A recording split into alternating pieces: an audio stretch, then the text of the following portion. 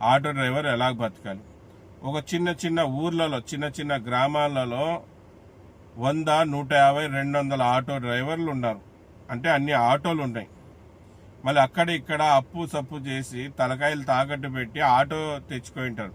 వాళ్ళు ఈఎంఐలు ఎలా కట్టుకోవాలి, వాళ్ళు ఫైనాన్స్ ఎలా కట్టుకోవాలి.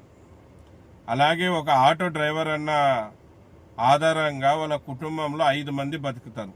ఆటో డ్రైవర్ నమ్మి ఆటో డ్రైవర్ సంపాదన మీద 5 మంది బతుకుతారు. వాళ్ళు ఎలా బతకాలి. వాళ్ళందరి దగ్గర కూడు లాగేసుకుంటున్నారు కదా సార్.